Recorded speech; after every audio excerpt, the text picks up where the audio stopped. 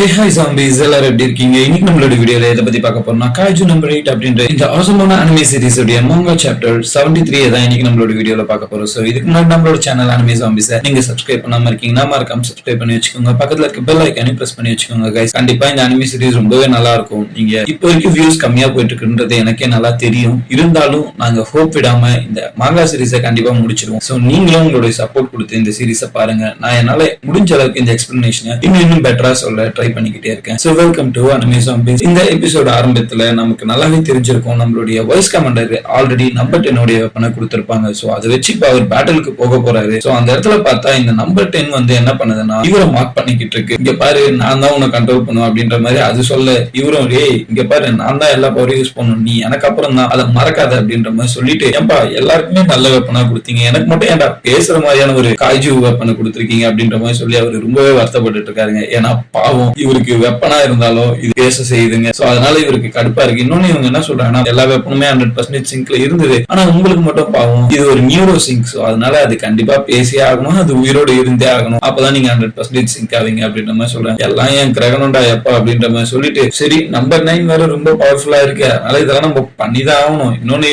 நம்ம தலைவன் வேற புரோட்டோடைப் ஆச்சு, இவன் தாங்குவானா அப்படின்ற மாதிரி இவரும் கொஞ்சம் விளையாட்டா பேசிக்கிட்டு இருக்காரு. சரி ஓகே நம்ம சண்டைக்கு போகலாம் அப்படின்னு யோசிச்சா அப்பதான் இவங்களுக்கே ஞாபகம் வருது இவங்க இது வரைக்கும் ஒரு சண்டையை கூட ஒழுங்கா போட்டிருப்பாங்க அப்படின்ற மாதிரி தெரியல. அதாவது ட்ரைனிங்லயுமே சரி. சோ இவங்க அந்த அளவுக்கு பெருசா சிங்க் ஆன மாதிரியே தெரியலங்க. சரி வாடா நம்ம இப்பயாவது போவோம் அப்படின்ற மாதிரி சொல்லும் போது சரி நமக்கு கேட் ஓபன் பண்ணுவாங்க நம்ம போலான்னு பார்த்தா இந்த இடத்துல என்ன பண்றானா நம்மளுடைய வாய்ஸ் கமாண்டர் பேச்சே கேட்காம காய்ஜு நம்பர் 10 டக்குன்னு ஒரு பெரிய ஓட்டையை போட்டு ஹெலிகாப்டர்ல இருந்து கீழே குச்சிருது. சே அடங்கு என்னடா இது இப்படி பண்ணிருச்சு அப்படின்னு சொல்லிட்டு அவர் ஒரு மாதிரி வெறுப்போட மேல இருந்து ஒரு சூப்பர் ஹீரோ லேண்டிங் போட்டு இறங்குறாரு. இறங்கி பார்த்தா சுத்தி மான்ஸ்டர்ஸ்க்கு நடுவுல மாட்டிக்கினாரு. ஐயோ என்னடா இவர் இப்படி மாட்டிக்கினாரு அப்படின்னு சொல்லிட்டு இருக்கிற எல்லாருமே பதற ஆரம்பிக்கிறாங்க. ஐயோ மாட்டிக்கினாரு, அதுவும் இவங்க ஒரு காம்பேட் கூட ஒழுங்கா பண்ணது இல்ல, அதுவும் இது காம்பேட் சிச்சுவேஷனா இருக்கு, எங்க இருந்து தப்பிக்க போறாங்க அப்படின்னு யோசிக்கும் போது டக்குன்னு நம்மளோட வாய்ஸ் கமாண்டர் கையில ஒரு கத்தியை எடுக்கிறாரு. எடுத்த உடனே அங்க இருக்கிற எல்லா காய்ச்சியும் சீவலாம் அப்படின்னு சொல்லிட்டு போகும்போது டேய் நான் லெப்ட்ல போறேன் அப்படின்னு சொல்லிட்டு நம்ம தலைவர் போறாரு. டக்குன்னு காய்ச்சி நான் ரைட்ல போறேன்னு சொல்லிட்டு ரெண்டு பேருமே ஜோக்கர் மாதிரி கீழே விழுந்துடுறாங்க. அந்த சமயத்துல தான் புரியுது இவங்க ரெண்டு பேருமே நீ சிங்க் ஆகாதனால சரியா சண்டை போட மாட்டாங்க. ஆனா ஜஸ்ட் மிஸ் நம்ம தலைவர் எப்படியோ ஜம்ப் எல்லாம் பண்ணி எஸ்கேப் ஆயிட்டாருங்க. ஏன்னா அந்த இடத்துல காய்ச்சி சரியான அட்டாக்ஸ் எல்லாம் கொடுத்துட்டு இருக்கு. அப்பதான் இவர் சொல்றாரு டேய் நான் சொன்ன மாதிரியாட்டா நீ வரல அப்படின்னு போது அந்த பக்கத்துல யாருமே இல்ல, அவங்கள போய் அடிச்சு என்ன பண்ண போற, வீக்கான ஆளுங்களை இந்த பக்கம் பேரு ஸ்ட்ராங்கான ஆளுங்க இருக்காங்க, ஸ்ட்ராங்கான ஆளுங்களை அடிச்சாதானே நமக்கு ஜாலியா இருக்கும் அப்படின்ற மாதிரி சொல்லிட்டு இதுவும் முட்டாள்தனமா பேசுது. நம்ம தலைவரும் ஐயோ இது கிட்ட போய் மாட்டிக்கிட்டுமே அப்படின்னு சொல்லிட்டு வேக வேகமா அட்டாக் எல்லாம் பண்ணிக்கிட்டு தான் இருக்க ட்ரை பண்றாரு. ஆனா ஒரு அட்டாக்கும் அவங்க வேலையா வர மாதிரி தெரியல. சோ வைஸ் கேப்டன் எங்க போட்டு தள்ளுற போறாங்க, நீங்க அங்க வந்து ஓடிடுங்க அப்படின்ற அளவுக்கே மத்தவங்க இவருக்கு சஜஷன் கொடுத்துட்டு இருக்காங்க. சோ அப்பதான் இவர் என்ன சொல்றாரு, இங்க பாரு நம்ம மத்த எல்லா காய்ச்சலையும் சரௌண்ட் பண்ணப்பட்டுட்டோம், நீயும் நானும் இந்த இடத்துலயே இருந்தாலும் தாங்க மாட்டோம், அதனால இதை பாத்துக்கணும் அப்படின்ற மாதிரி வைஸ் கமாண்டர் காஜு நம்பர் 10 கிட்ட சொல்லிக்கிட்டு இருக்காரு. இன்னொன்னு இவங்க ரெண்டு பேருமே சிங்க் ஆகாததுனால அந்த இடத்துல இவருக்கு அசிஸ்ட் பண்றவங்க என்ன சொல்றாங்க, இங்க பாருங்க நீங்க சரியாவே சிங்க் ஆக மாட்டீங்க, உங்களுடைய பவருடைய பர்சன்டேஜ் வந்து 51 வந்து 41 ஆயிருக்கு, இன்னும் குறைஞ்சிக்கிட்டே தான் போகுது, சோ நீங்க அந்த இடத்த விட்டு ஓடி வந்துருங்க அப்படின்ற மாதிரி சொல்றாங்க. சோ அப்பதான் இவரும் என்ன சொல்றாரு, இங்க பாரு நீ என்ன இந்த இடத்த விட்டு எஸ்கேப் ஆக விடலன்னு வச்சுக்கேன், நீயும் செத்துருவோம் நானும் செத்துருவேன், உன்னை பொறுத்து குப்பைக்கு தான் போடுவாங்க, அதனால இதுதான் நம்மளுடைய லாஸ்ட் சான்ஸ், இதுல நம்ம ஏதாவது பண்ணிதான் ஆகணும் அப்படின்ற மாதிரி சொல்றாங்க. சோ அந்த சமயத்துல நீ இங்க இருந்து போகாத, நம்ம இதை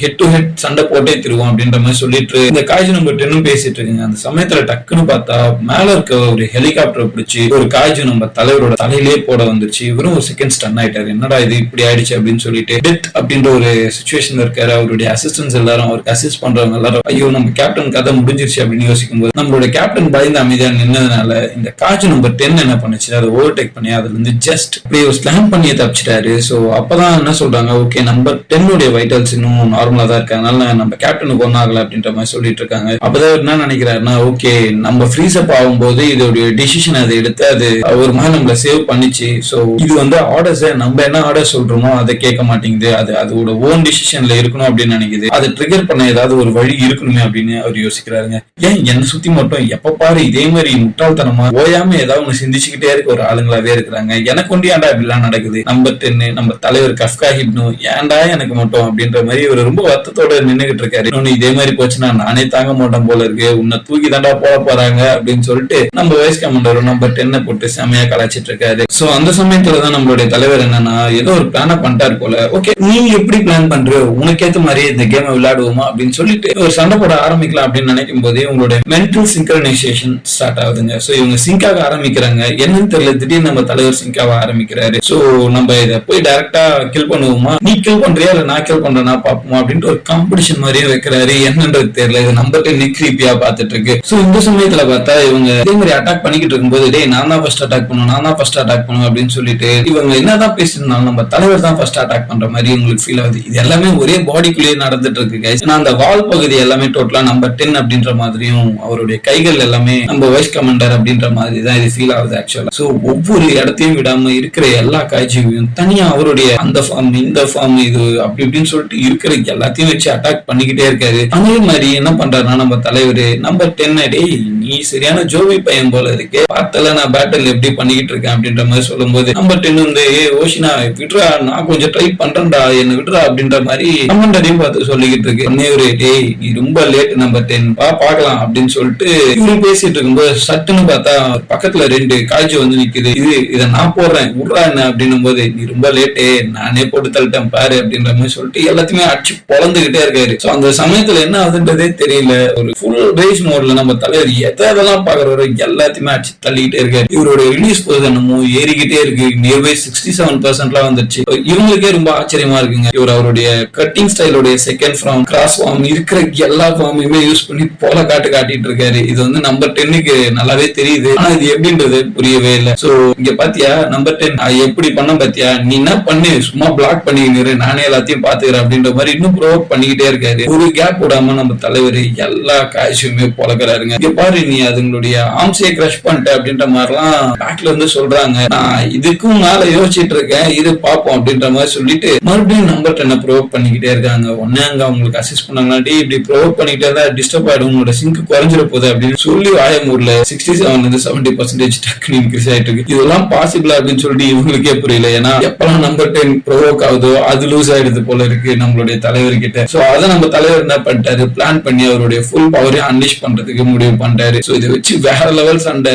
ஒவ்வொரு வாட்டி ஒவ்வொரு காய்ஜு அடிக்கும் போதும் நம்பர் 10 வீக்லிங் ஆகும், ரொம்ப டம்மி பீஸ் ஆகுமே பேசிக்கிட்டு இருக்காரு. ஆனா இவங்களுடைய பவர் லெவல் மட்டும் இன்க்ரீஸ் ஆகிட்டே இருக்கு. அப்படின்னு பார்த்தா தூரத்துல பிளாக் கலர்ல ஒரு பெரிய காய்ஜு நிக்குது. சோ இந்த காய்ஜு தான் இவங்களுடைய பாசா இருப்பான் போல இருக்கு. அவங்க அடிச்சிடலாமா, யார் அடிக்கிறாங்க பாப்போமா அப்படின்ற மாதிரி சொல்றாங்க. சோ சேலஞ்ச் கம்ப்ளீட்டட் அப்படின்னு சொல்லிட்டு நம்மளுடைய தலைவர் என்ன பண்றாரு, வேக வேகமா ஓடி போறாருங்க. அந்த இடத்துல அட்டாக்க போடலாம் அப்படின்னு சொல்லிட்டு பார்க்க திடீர்னு உள்வரின் மாதிரிலாம் நின்னுகிட்டு இருக்காரு. டக்குன்னு பார்த்தா சரி அடங்குங்கடா அப்படின்னு சொல்லி வேகமா ஓடி போறாரு. சுத்தி ஏகப்பட்ட காய்ச்சி இருக்குல்ல, அந்த காய்ச்சி எல்லாம் அட்டாக் பண்ணிக்கிட்டு டக்குன்னு அங்க போறதுக்குள்ள என்ன ஆகும்னு யோசிக்கிறதுக்குள்ளேயே இவங்களுடைய பவர் லெவல் வந்து ஆல்ரெடி 77% ரிலீஸ் இன்க்ரீஸ் ஆயிடுச்சு. சோ இவரு அந்த இடத்துக்குள்ள போகணும் அப்படின்னு சொல்லிட்டு இவரு ஸ்ட்ரைக் பண்ணிக்கிட்டு போய்கிட்டே இருக்காரு. ஆனா பின்னாடியும் நிறைய காய்ஜூஸ் இருந்துகிட்டே இருக்குங்க. சோ இவர் எவ்வளவுதான் அட்டாக் பண்ணிட்டு இருந்தாலும் காய்ஜு இருந்துகிட்டே இருக்கு. டக்குன்னு நடக்க ஆரம்பிக்கிறாரு. ஏன்னா இவரை ப்ரொடெக்ட் பண்றதுக்கும் இவரை ஃப்ரீ பண்ணி விட்டு சண்டை போறதுக்கும் இப்ப காய்ஜு நம்பர் 10 இருக்கு. இவருக்கு ஏது ஸ்டேஞ்சா இருக்கு, ஃபர்ஸ்ட் டைம் எனக்காக ஒருத்தர் இந்த மாதிரி வழியை விட்டுருக்காங்க அப்படின்னு சொல்லிட்டு டக்குன்னு அவருடைய 6th ஃபார்ம் யூஸ் பண்ணி அவர் முன்னாடி நிக்கிற அந்த பிளாக் கலர் பெரிய காய்ஜுவை பொலன்னு பொழந்துகிட்டே இருக்காரு. அப்போ இந்த காய்ஜு நம்பர் 10 சொல்லுது, என்ன பவரா இது, என்னுடைய மசில் கிழியற மாதிரி எனக்கு ஃபீல் ஆகுது, இதுதான் பவர் அப்படின்னு சொல்லிட்டு அவரு அந்த பவரை ஃபீல் பண்ணிக்கிட்டு இருக்கும் போதே எதிர்க்க இருந்த பெரிய காய்ச்சி